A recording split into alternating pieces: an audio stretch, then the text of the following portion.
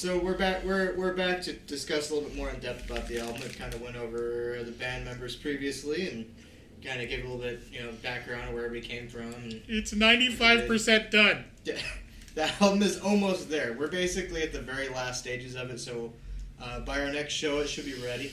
Our next show on yesterday. No, damn it. Next Saturday. Depending on when they're listening to it, it could be true. It could be tomorrow. All right, now you're fucking with my timeline. All right, Saturday, September 24th at O'Malley's. A future date, not a date in the past. Yeah. And which will be playing. Saturday, September 24th, 2016. Starting the show with bands starts at 8 o'clock. Here in the 611 universe. Right? Oh, my lord. Yes. In Mountain View, California. The date we need, but not the date we deserve. Hey, that's my birthday! I just said that to piss you off. I knew you were going to be like, God damn, Christopher Nolan. Okay, yeah. Whatever, I liked The Dark Knight. The other two, yeah. Batman Begins was good. Dark Knight Rises was bullshit. The album. And back to the music.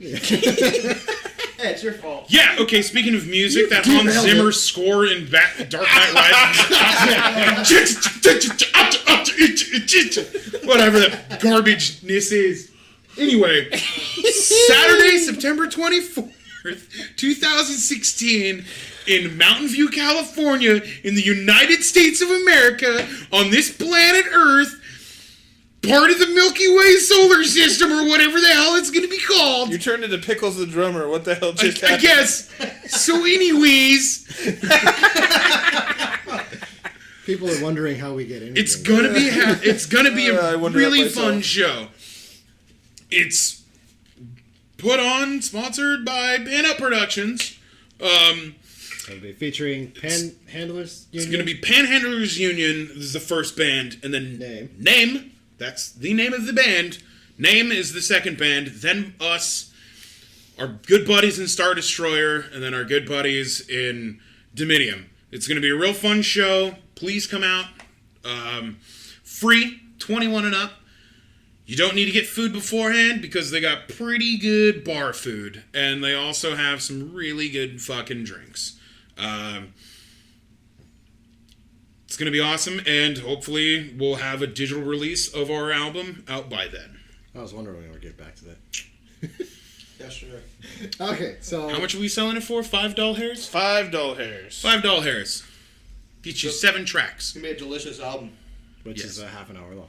35 minutes. Okay. Yeah. We're going to throw a bunch of blank tracks in there to kind of bump it up a little bit. There you go. Oh, we're going to be like... Never mind. So, I wanted to kind of go back into it a little bit more and discuss where some of the songs came from and how we got to where they are now, which is recorded on a hopefully soon-to-be released album. So to make this clear, the album is composed of songs written by Disrupt the Paradigm as it was before the merger and by songs that were written by something internal as well. So... And then 2 songs of us as a collective. Yes. And we'll start off with... does anybody remember what the first song we kind of worked on together was? STB? Was it STB? Okay, so let's go over STB then. So... STB, which is short for, Silvertongue Behemoth, which actually was named by our bass player.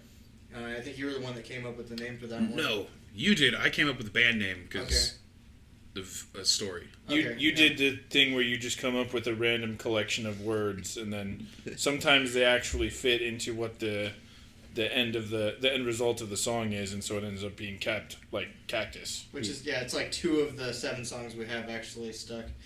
The names, but we kind of started that song with Disrupt the Paradigm. We kind of had some riff ideas and kind of molded into what it is today.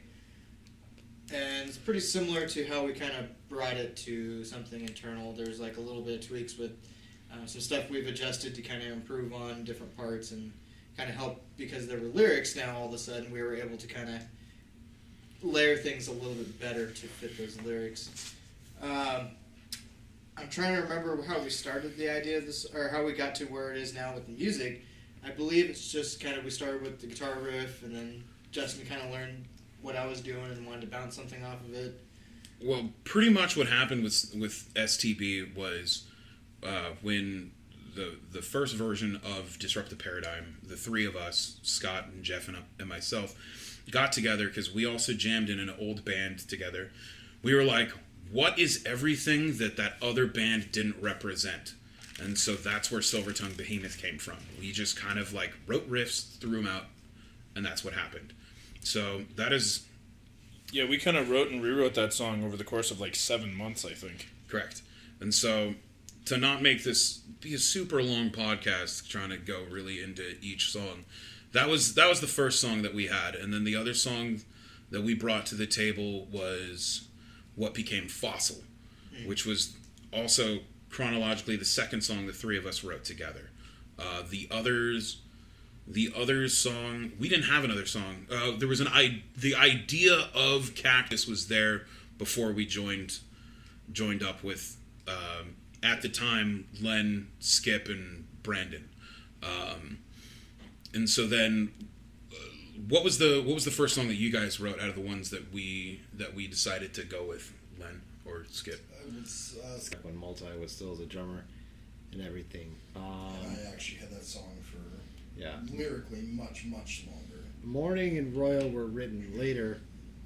Those songs were mostly written by Brandon when we were a three-piece and I was playing drums before the band merger. So those came up next. Wasn't Marcus still on Morning? No, because the whole basis for Morning was the original bass line, which was written by Tony. Okay. Right. And then as far as a lot of the lyrical content, I believe you guys started with Silvertongue Behemoth. That was when we the moved together, right? quote audition song. Yeah. So do we want to talk about the meaning Mm-hmm. of each song? Okay, so we'll go by the Doesn't need to order. be super in depth, just kind of like Yeah. Do we want to go through the track listings or how we first started? Let's just go through it the way it's arranged on the record, which would be Royal is first, correct? Yeah, Rob. So, Me. so Yeah. if you want to explain Royal. Yeah, I mean it's not exactly new. It's the story of Abraham and Isaac. From my point of view, if I were Abraham, what I'd say when I was told to do this. That's pretty much it. Yeah, it's actually kind of interesting because I got like the same reaction. I'm actually reading that story through the Bible. That story always struck me as kind of strange. Next on the Fossil. track was be Fossil. So Fossil, I believe, was ultimately my concept in terms of lyrical content. Fossil is about somebody keeping alive an outdated view. So it's referring to somebody as an old fossil, somebody who has a belief system that just doesn't fit anymore with modern ideas. And so it's kind of an angry take on your opinion of that person. in Morning. Morning, once again, was more of Skip's writing. It's sort of just my relationship with my grandfather and when he passed and how I dealt with it and all that good stuff. Yeah. So a lot of our songs, we sort of end up taking a dual take on the subject matter since there are two singers. So this song became sort of about the narrative of how people deal with death in a family and the range of emotions and acceptance of that kind of issue, or the lack of acceptance in some cases. We weren't really working super intent on being of one mind necessarily on these early tracks. That's the thing that's interesting about some of the songwriting is a lot of times we didn't actually consult with each other about what we were writing about, but in the context of the song it all still works. So Which brings us around to Cactus. Cactus again I think was more of my concept. The term cactus kind of reminded me of the porcupine syndrome issue, and the song is mainly just about looking at humanity as a whole and how people have to decide whether they want to accept humanity for what it is and be part of it or deny it. And basically being human comes with all these problems. There's good parts and bad parts, and the closer we get to each other, sometimes that hurts us. So. And that's what you mean by porcupine syndrome? Yes. Oh, I think that's news to me. because I think the original song title was called "Hugging a Cactus" or "Cactus Hugging" or something like that. Yeah. Right. So I took the the working title and sort of ran with the concept in an abstract way. How did you approach your parts to Cactus? I was,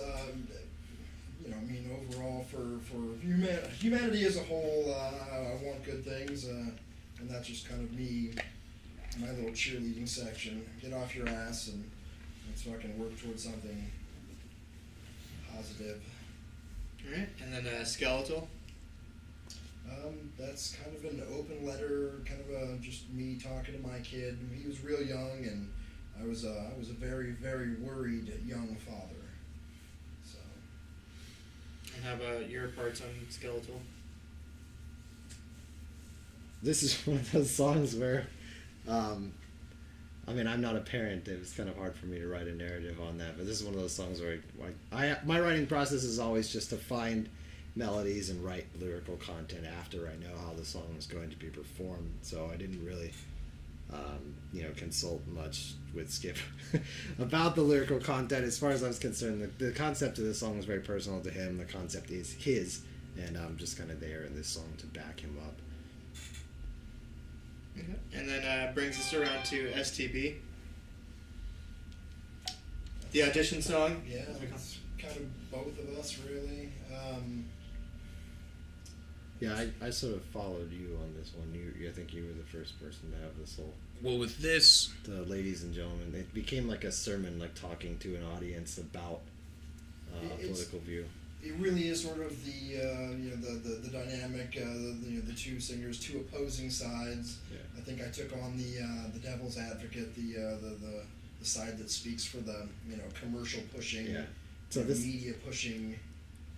this song has that duality where the two of us take on two different sides of an argument. So it's like you have the talking figurehead, the political or corporate figurehead, and then you have the voice of the protester, which is how I went about writing the song. and concept-wise, that's still something that also came over from us, right? Like we were telling you guys like kind of what we were thinking, I think so. because we had like some lyrics here and there for it. Because before we joined with you guys, all of our songs were going to be the songs that we wrote were all going to be different aspects of a monster, whether it be a personal, a physical, Emotional. an emotional, just kind of like different things. Like we had a song that we scrapped that the working title was Zojira, which was kind of mixed between like the bands The Ocean and Gojira,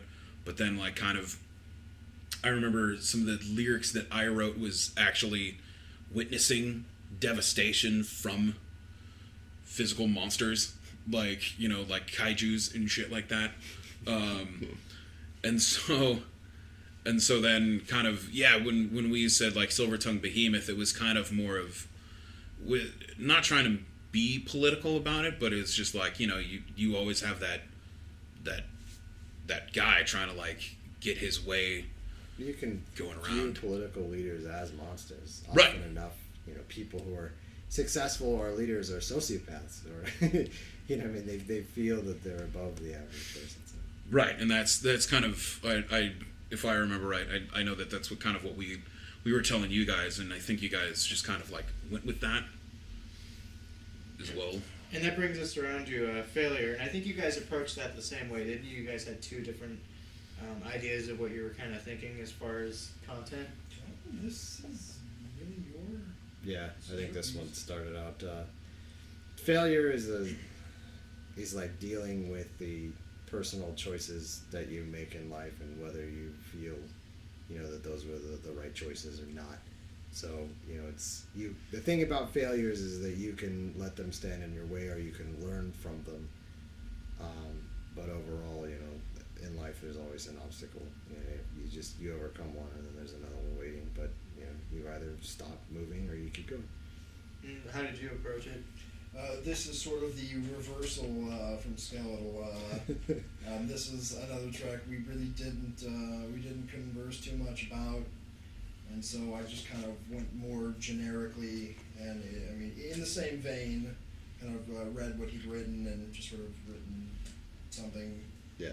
that fits I the think, theme. I think people will listen to this and go, they don't talk to each other? Or it's so strange. It just works out that way because we just have two completely different writing styles. You know, you seem to favor writing the lyrics first and keeping them down in a book, you know, and then learning how to place them as a song. Whereas I don't write anything. I find the melody first, and then however that allows me to sing is how I write lyrics. Well, we will find a middle ground eventually. I'm certain of this. Well, I mean, I'd say if it's not broken, don't fix it. You know, it's working. I mean, that's the point of progress. Like, you just, you know, once you get more and more, because you guys definitely had your own way of writing stuff, and then we had our own way of writing stuff, and we're still trying to figure out the best ways to do things and try to not everyone just do a dick measuring contest. You know, because we're a band. It's not someone's solo project. And Yeah, this is a very democratic writing process for this band, and you know, we were 6 members at one point. We're down to 5, but at 5 members, I mean, it's difficult to have a sort of democratic progression and get things done when you have a band of 3 people, let alone 5 or 6. Yeah. So Yeah. it's always a tightrope walk. And to break it down even further, I mean, just the musical aspect was kind of the same way. We didn't really sit around and like jam out the ideas. We kind of like, it would just be somebody bringing something in, and then we kind of would roll with it. Yeah. And then go with it from there. So it was never really just like, hey, let's just start jamming an idea and see what happens. It was kind of like somebody at least brought something in that was already personally established, and then You all everybody kind of else built would it do together after that, yeah. Yeah, and so it's just, and that's what's kind of nice is everything is a little bit more fluid. It's not forced. It's not everybody really going, well, let's just sit here until we've written like a riff. So it's I feel like your writing process is we'll come in with a basic idea, and then you'll go home over the next several weeks and think, how can I piss everyone off?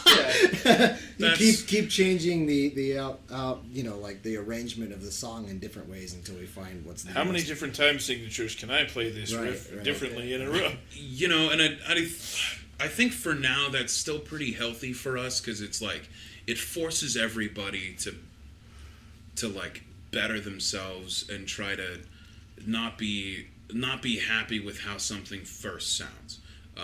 Well, it's okay to look at the songwriting process as non-linear. Correct. You sort of flip things around.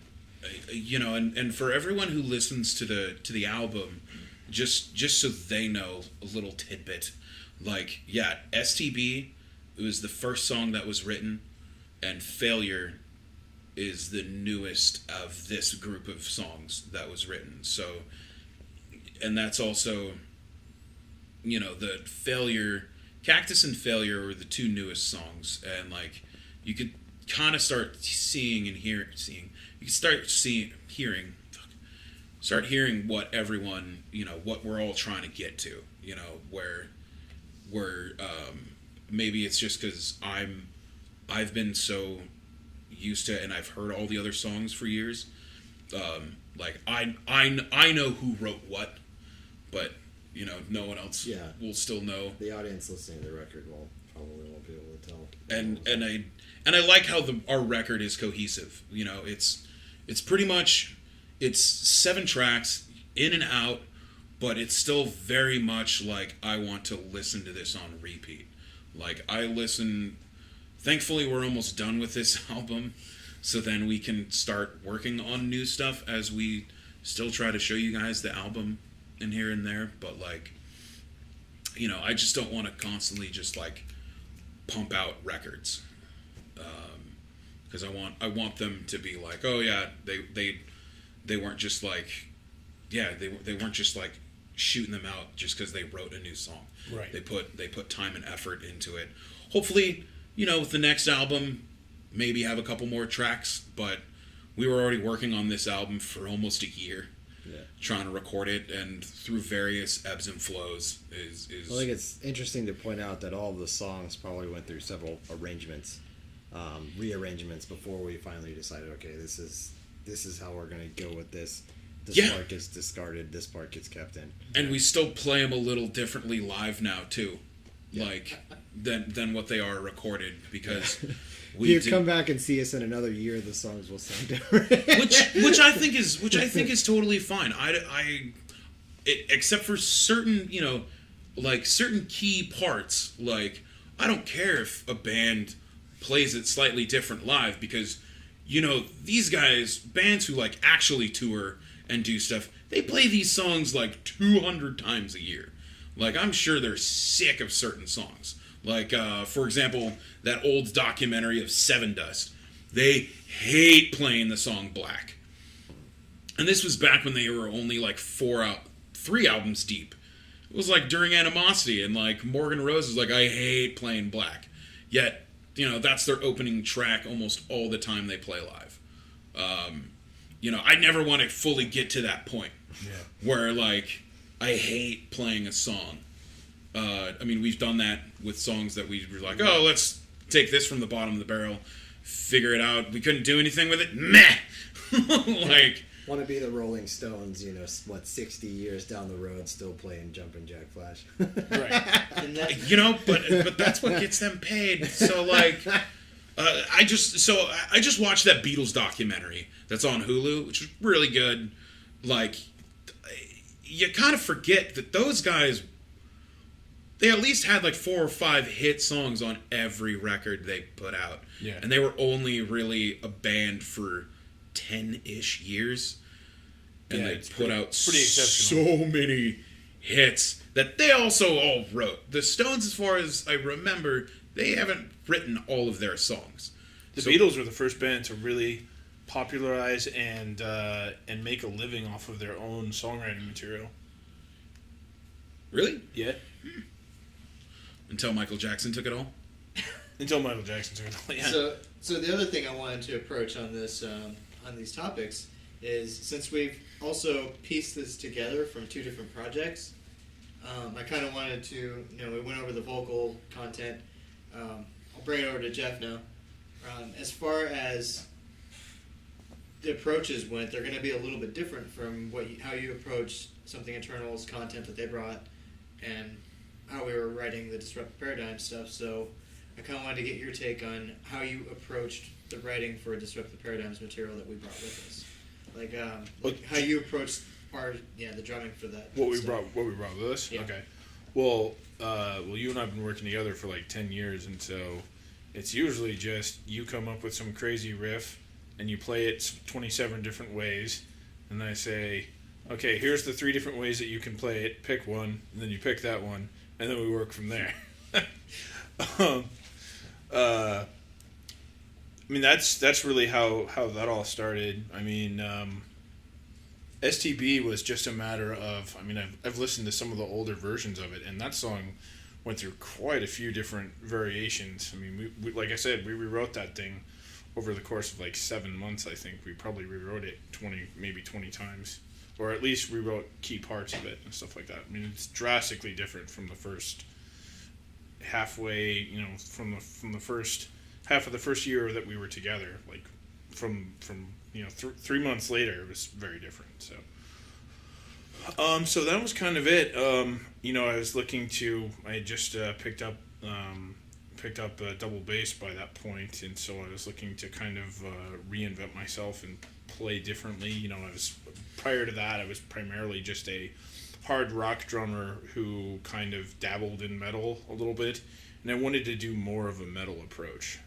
So I kind of changed up my style a little bit and started incorporating other elements into my playing, and being more technical and playing with everybody, with the listeners' expectations. I like to do that a lot, and so... Which I gotta say was surprising. What's that? Because I only remembered you from playing in Sled. Right. So when they said you were in the band, I was like, the guy from Sled. I was like, yeah, I actually wrote very few of those songs, so that that wasn't really my style, but well, the songs were good. It was just like I wasn't sure how that was going to work, like in this style of metal. But then when you played, I was like, oh, okay, he's got to handle it. yeah. So then also, because the Something Internal stuff was written by 2 different drummers. Yeah. Multi was the first drummer, and then Len. 3 technically. I mean, for the stuff that I, because there were some parts that I wrote just completely new, but Right, but I mean, what I'm before saying, it got what I'm to me. saying is before it got to you. Sorry. From listening to how Multi constructed drum beats for the songs and how Len constructed drum beats to the songs. Yeah. To then how your style was, how to try to incorporate, and you rewrote some of the parts so it would fit more with what you did, but still trying to show that you were respecting kind of like what the others guys brought to the table. For sure, yeah. Like how was that working out for you? Since I mean it's kind of not the first time you've come in to rework or play someone else's stuff. Yeah. As in, Sled or Shotgun Solace, per se. I actually wrote most of the Shotgun Solace stuff. Oh, okay. But there was very little that was written by that point. But definitely with Multi is a much more kind of funk bluesy kind of drummer, hip hop, definitely a big hip hop style in this stuff too. But my style is a little bit more straightforward, and his has a lot more kind of lot more groove and kind of a bounce to it. So that's one of the things that I tried to do, like when I was diversifying my style, is kind of just implement more groove. One of the things that's been really cool about having the 2 different vocalists is, on Skip's parts, I tend to kind of play a little bit funkier, a little bit more technical, throw in more ghost notes and little spicy pattern things. And then when Jerome takes over and starts doing the screaming, that's when I really dig in. So I get to actually explore both sides of that personality between the vocals and how I play. So that's really cool. I've really enjoyed exploring in that space, and I'm looking forward to continuing to do that. So as far as what Multi wrote, I mostly just tried to kind of be respectful to to what he had and try and keep the feel of it, more or less. And then as like Scott would kind of change riffs here and there, we'd kind of work into a pattern. So I mean, if you listen to the old SI stuff, we're playing stuff a lot faster, by and large. I think the slower tempo definitely worked for them with what they were crafting back in the day. But I think when we came in with STB, even Fossil, even though it's technically a slow song tempo-wise, it's really fast in terms of what we're doing. So I think we've kind of brought that element in. So we're playing the songs a lot faster, and so some of the grooves didn't really work at that speed, so I had to kind of rework some of those. And what was actually interesting when I took over for the stuff that Len had written on drums, his style was very different from mine, and even different from. Did Nick teach you how to play, or did you just kind of pick it up? Or? No, it's just I've always sort of like listened to thrash metal drumming. Okay. Like, even though I wasn't playing the drums for most of my musical aspirations, I was always kind of doing it in my head. Yeah. We still wrote some of the earlier drum tracks for Shed. Yeah. The very early songs, we still wrote some of the drum tracks for that, so I had some experience. But that's kind of that kind of came up. Not that he taught you, but like when you were playing drums for SI, were you trying to kind of be more in the vein of his style, or do your own thing, or? No, I couldn't do some of the stuff that he does. He's a lot more of a technical player than I was. My playing was very straightforward. I kind of let the double bass drum sort of make me sound cooler than I actually was. Everything that was going on with my hands was very simple, but I could do some cool stuff with my feet. So I kind of like, okay, I'm just gonna do that and hope that it's enough to make me seem good. But that actually ended up working out very interestingly for me, because your double bass style and my double bass style were very different, and you did patterns and things that I necessarily wouldn't have thought of originally.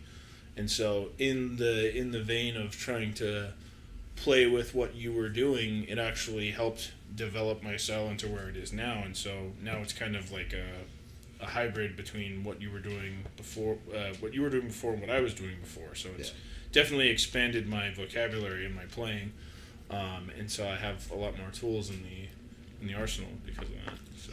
And to put a pretty bow on it, basically, it's like if you didn't know, you wouldn't know type of situation that you kind of had your thing that you did with the songs that we brought with us. Yeah. And you still kept a lot of homage, I guess you could say, to what was there for their stuff. Yeah. But added a lot of your own personal flavor to it, but still had a lot of the same feels. Right, and well, a lot of the songs were already written with certain parts in mind, and so if I would throw in more elements of my playing on parts that where it wasn't quite so critical that the rhythm be exactly a certain way. Mm-hmm. So, but I explored the space where I had it and where it needed to be what it needed to be. Then I pretty much kept it straightforward. So Len, kind of same question because of everyone in the band, you're more of a jack of all trades. So with SI, you started off as the guitarist, backing vocals. Then once that members, the member shift, you switched to drums, so you guys could still kind of do stuff. And now with us, you started off as co-vocalist, Singing. to then now you're back to playing guitar and doing, co-vocalist at the same time. So kind of with you, how do you feel the journey of your musicianship has gone, where it's almost a full circle in what you've been doing? Trying to learn what we wrote. Yeah, that's a pretty crazy ride because I really I started, guitar was the first thing that I was doing as a musician, so I'm glad to be back to that. Coming into this band and becoming a singer was new for me. Like, I've done small bits and backing vocals, but to really sit down and just be half of the vocals in this band required me to try and do things that I wasn't sure that I was going to be able to do. And I'm only now, we've been doing this for over a year now, I'm only now becoming comfortable with I know I can do this part. I didn't think I could before, but now I can. So I've learned what my vocal range is, and then I've learned where I can sort of push it. So to me, it's sort of exciting because I know another year from now, I'll be much better than I am now, and it'll be interesting to see what I can do. In terms of drums are really fun, but that's not something I want to do full time in a band. So I'm glad that I could put that behind me and not have to do that anymore. Mm-hmm. It's actually gonna pick up the bass, try to take over Justin's spot. He's written some bass parts. Yeah, I'm not as good as him though. So I'll leave that alone.